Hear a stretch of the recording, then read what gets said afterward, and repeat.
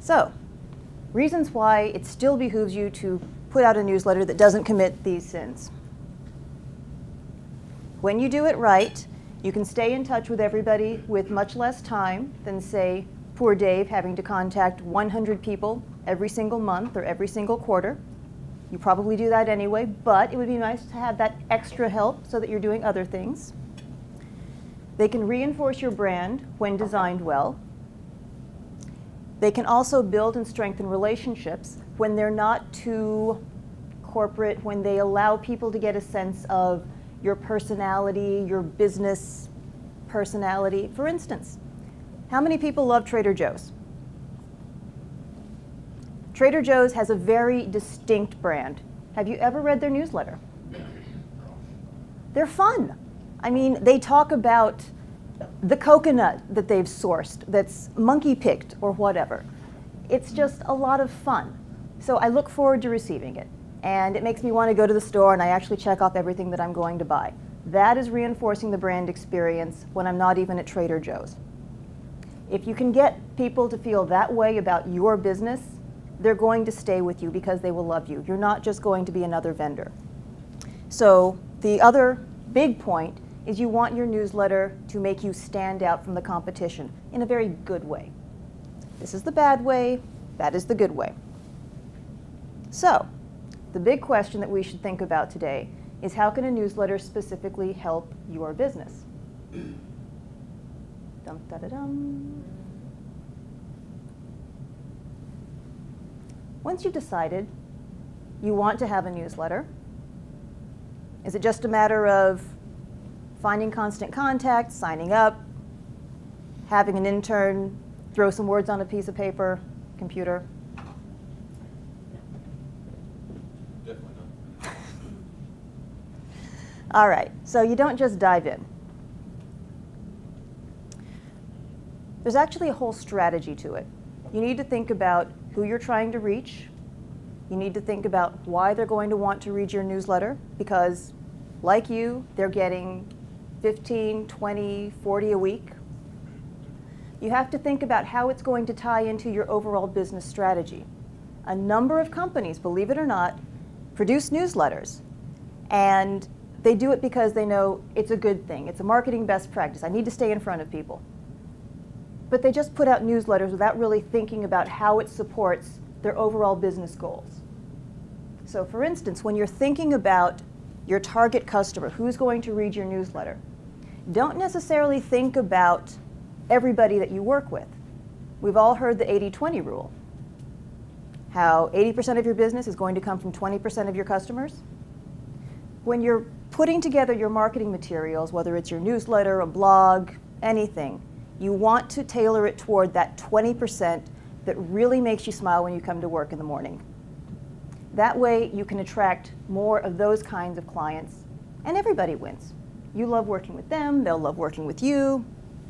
It's a great situation for everyone. Oops. Tell me about this, come on. So in addition to tying it to your business strategy, and since we're all TAB members, of course, we all have business strategies, right?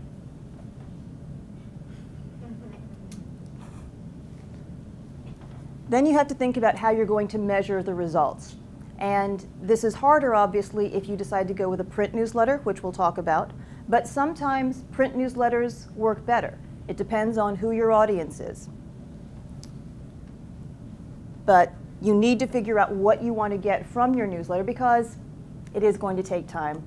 No matter how many tips and tricks we throw at you, it's going to take time. It takes a commitment. It takes much less commitment than a blog, but we'll talk about that later. And you think about how you're going to produce the newsletter. And it's not just a matter of print versus electronic. You also have to think about who is literally going to put it together for you. If you have interns, if you have a full-time person, great. But we work with a number of people where they have an administrator, but they're so busy doing other things like putting together proposals, closing deals when new business comes in, that they need the help. There are some options out there, and we'll talk about those. And that is also tied to, can you sustain a newsletter?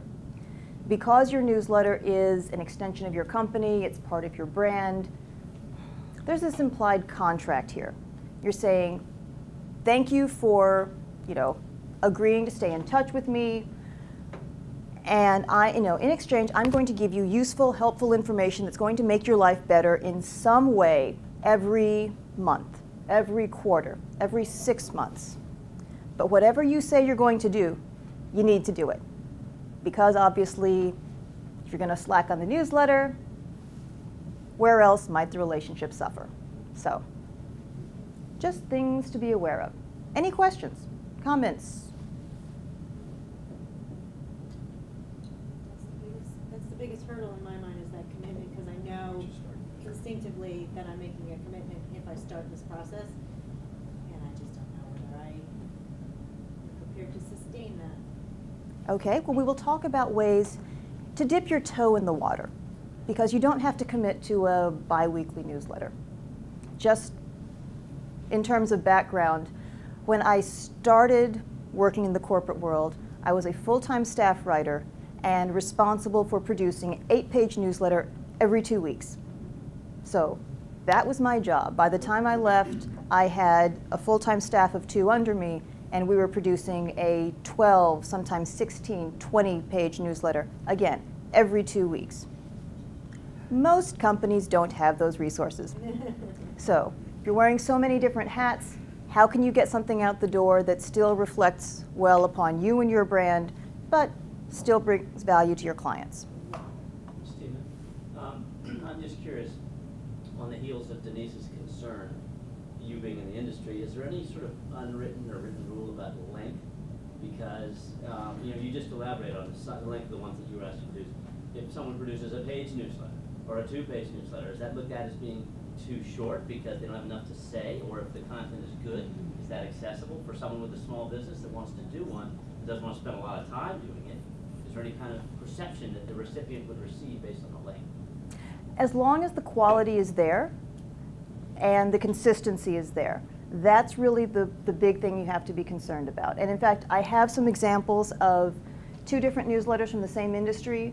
One obviously has far more resources, and the other is much simpler, but with a few tweaks, it could still be completely serviceable. So there are really just some best practices that you need to follow. Bless you. But it's just better to be consistent and put out something that is useful and that people look forward to reading every month or every quarter. Will you talk about buying a list versus growing? Oh God, yes. Do not buy or rent any email lists, please. Besides the fact that that is violating the canned spam law, you're going to have a lot of pissed off people. So even if they don't know you, they're really not going to like you if they do meet you. So don't buy lists. Now, if you want to go print and you want to start with maybe some kind of a marketing campaign to grow your list that way, that's a different deal. But if you have people who say, oh, we have email addresses for you and we can sell this, stay away from them. Very bad. People get really, really, really ticked off when they find out that they've been sold down the river. Oh, and your email service provider, if you use one, will blacklist you. So no more service for you. So in planning a newsletter, you have to think about what's your target publication date. Do you want to print an email? Do you want to print a newsletter? Would you rather use the electronic distribution? We'll talk about the pros and cons of both. You have to think about who's going to write it, who's going to actually put it together, who's going to send it out. And you have to think about how is the newsletter going to tie into your other marketing efforts. Because it really shouldn't work in a vacuum. And if it's done right, it can be a very useful way of making everything else work much better. So for instance, I'm assuming everybody here has a website? Yes? Okay. Your newsletter is a great way of keeping your website fresh, and it's going to increase your organic search rankings, and people will come back to it ideally because there's interesting stuff there. We've actually been helping one client in North Carolina put together, helping them with their SEO for their website. But the only thing that has been updated is their newsletter. This is good. It's getting them some higher rankings, and in planning your newsletter, if you're looking at the big picture, for instance, that's going to drive the right kind of traffic to your website. For instance, we talked about tying your newsletter to your overall business strategy goals. If, for instance, Steve, no, you are Mike, sorry. You wanted to do more of the office space cleaning. If you did, say, 3 newsletters next year that specifically talk about trends in office cleaning, then that's by tying it to your website. Not only is that going to speak to those ideal prospects that you're trying to bring into the fold, but if those prospects are looking for your type of services, by catering to them, it's going to increase the likelihood that you'll find your website. So that's one way that you can look at where you want your business to go, and then use your newsletter and your website and other marketing tools to help bring you there. Because the more you specialize and speak to the specific person you want to work with, the more when they see the message, they'll say, oh, yeah, we should have a conversation. Because if you try to connect with everybody, you don't connect with anybody. We've all heard this. Now, things like how often will you publish, print or email distribution. Generally, the overriding factor in that is going to be what resources do you have at your disposal. Time.